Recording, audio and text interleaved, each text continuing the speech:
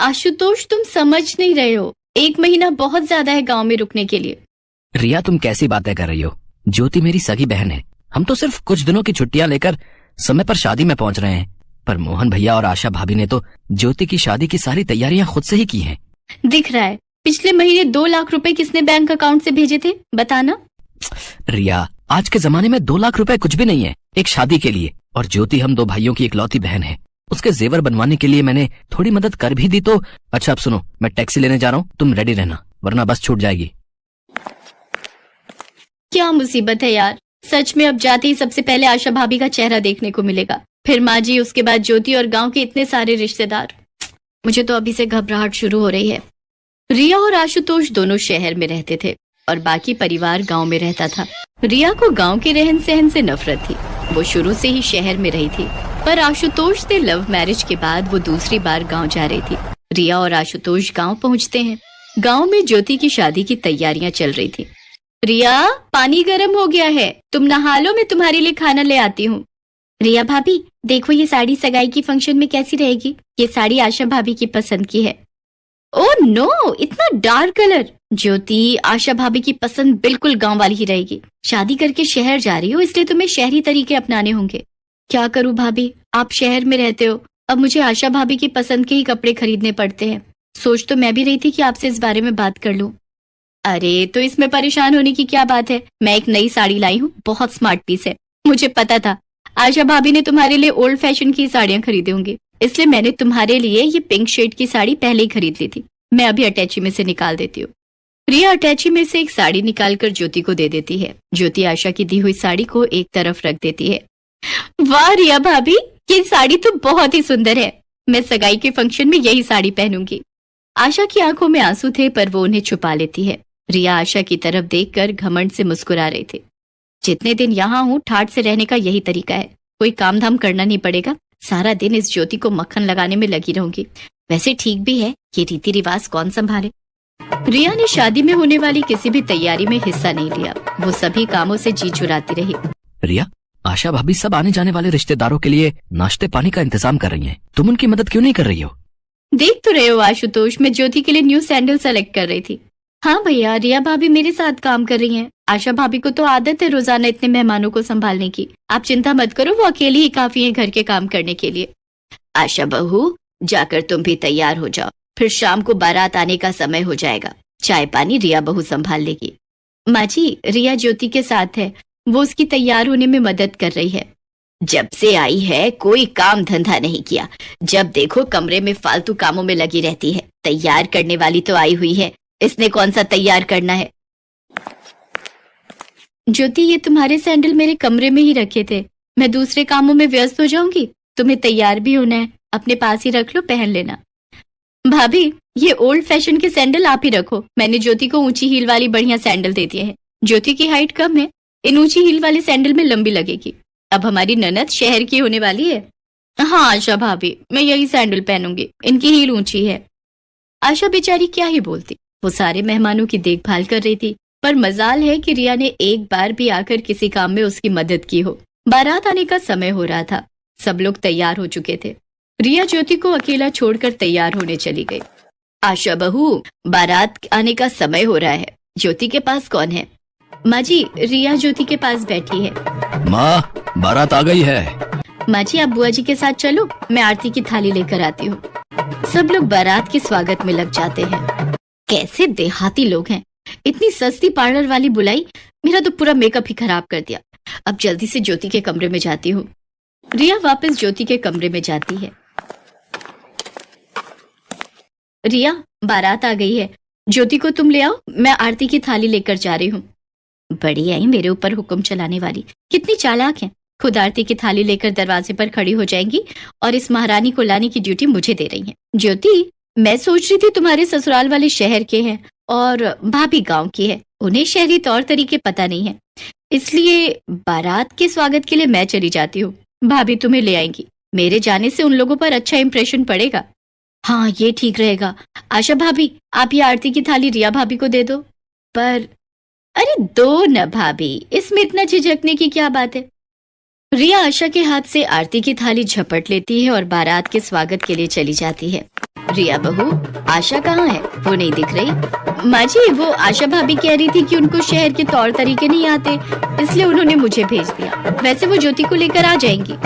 आशा ज्योति के पास ही कमरे में थी। रिया ज्योति के ससुराल से आई औरतों के साथ गप्पे मारने लगी। आशुतोष बेटा, रिया तो सुन ही नहीं रही है। अब किसी के बीच में जाकर उसे बुलाते हुए अच्छा भी नहीं लगता। एक काम कर, तू आशा को बोल, वो ज्योति को लेकर आ जाएगी। ठीक है माँ, मैं अभी बोल कर आता हूँ। कुछ देर बाद आशा ज्योति को लेकर जयमाला के लिए स्टेज पर जाने लगती है, पर इस स्टेज से थोड़ी दूरी पर ज्योति की सैंडल टूट जाती है और वो तेजी से लुढ़कने ही वाली थी कि आशा उसका हाथ थाम लेती है। आह, आशा भाभी! संभाल कर ज्योति, क्या हुआ? भाभी, मेरी सैंडल टूट गई। आह! हे भगवान, अब क्या करूं? स्टेज तो सामने ही है, किसी को पता चला तो बहुत अपमान होगा। अब हम वापस भी नहीं लौट सकते। एक काम करो ज्योति, तुम चुपचाप मेरी चप्पल पहन लो, कुछ तो काम चल ही जाएगा। पर भाभी, आप बिना चप्पल के कैसे घूमोगे? तुम्हारी जयमाला हो जाए, फिर मैं तुम्हारे भैया को बोलकर घर से दूसरी चप्पल मंगवा लूंगी।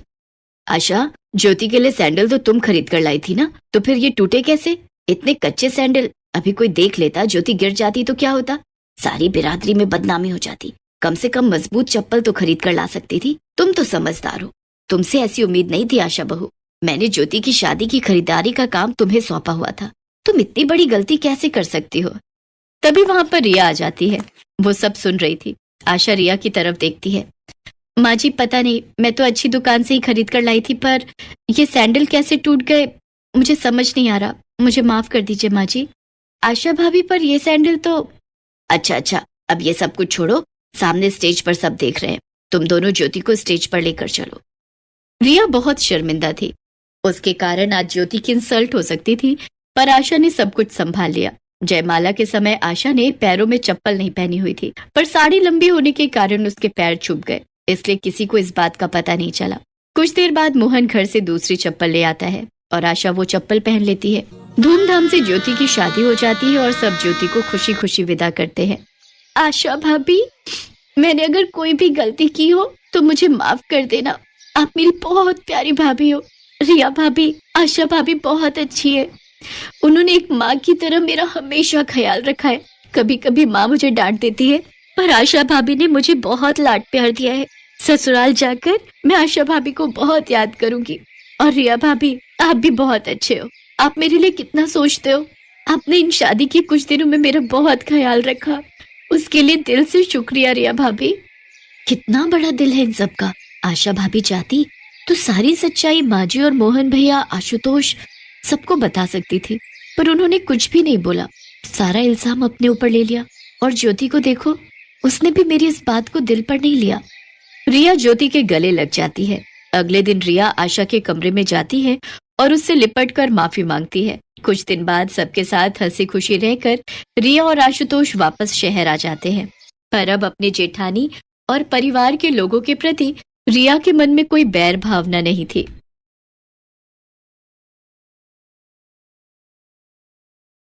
आज उषा 2 महीने की बीमारी की छुट्टी के बाद पहली बार ऑफिस जा रही थी। उषा की देवरानी ज्योति ने अपने हाथों से उषा के लिए टिफिन तैयार किया था। वो किचन से बाहर आते हुए बोली, उषा भाभी, आपका टिफिन। ज्योति, तुम सचमुच बहुत अच्छी हो। उषा ने टिफिन बॉक्स हाथ में लिया और ज्योति को गले से लगा लिया और अतीत में खो गई। ज्योति छोटे से गांव से मुंबई के पॉश इलाके में बहू बनकर आई थी। जैसे ही ज्योति अपनी इकलौती जेठानी उषा के पैर छूने के लिए झुकी, ओह, व्हाट इज दिस? ये किस जमाने में जी रही हो?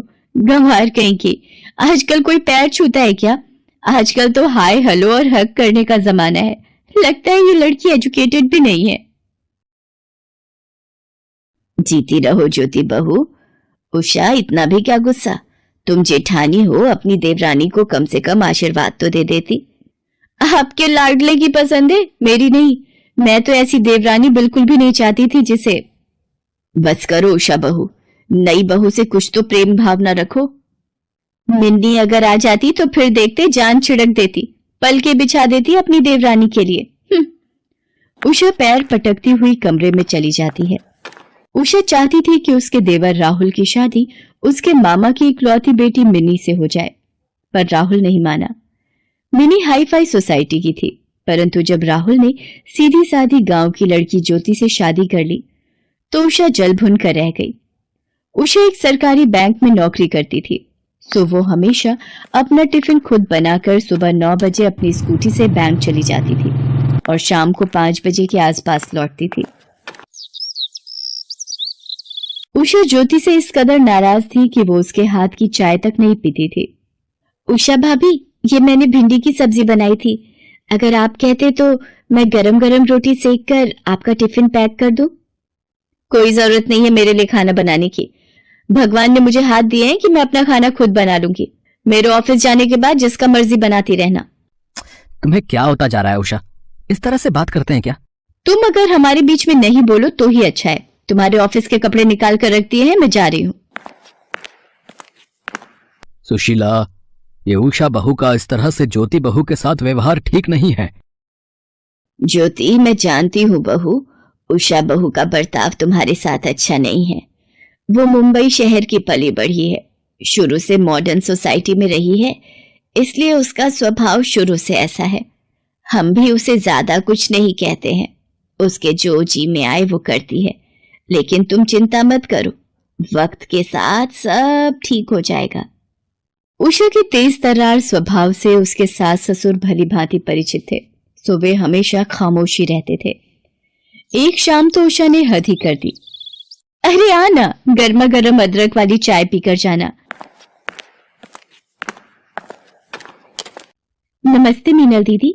उषा भाभी, आप लोग बैठिए, मैं चाय बनाकर लाती हूँ। नमस्ते नमस्ते। अच्छा, तो ये है तुम्हारी देवरानी। अरे तुम कहाँ जा रही हो उषा? ये बना तो रही है चाय। भाई पिज्जा चाउमीन माइक्रोवेव में गर्म करके ला रही हूँ। ज्योति को दे दो, वो गर्म कर लाएगी। ज्योति, अरे मीनल, ये हमारी तरह स्मार्ट शहर वाली नहीं है, ये गांव की गंवार है। मैं शायद थोड़ा ज्यादा बोल रही हूँ, पर सच ही तो है, इसने कभी माइक्रोवेव देखा तक नहीं था, ये भला इस्तेमाल करना क्या जानेगी। ज्योति एक संस्कारी लड़की थी, इसलिए उसने उस वक्त चुप रहना ही ठीक समझा। उषा बात बात पर ज्योति को ताने देती थी, पर घर में कलेश ना हो इसलिए ज्योति चुप रहती थी। वो नहीं चाहती थी कि उसे कोई ये कहे कि उसके आने के बाद घर में कलेश हो गया है।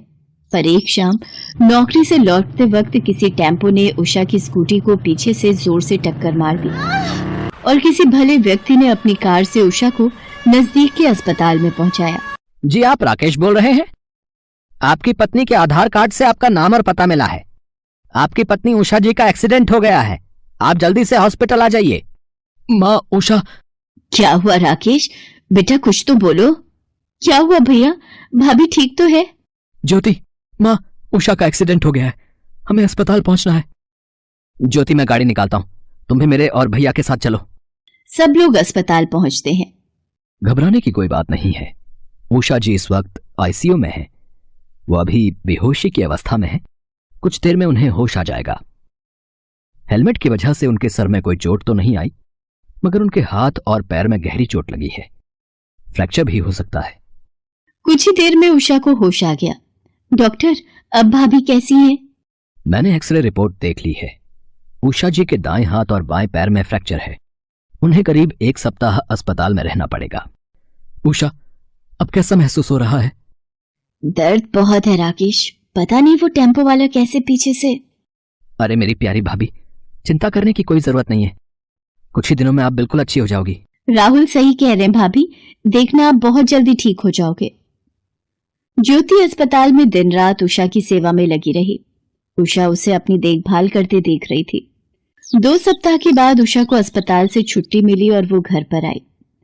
भगवान का लाख लाख शुक्र है, तुम सही होकर अपने घर वापस आ गई बहू।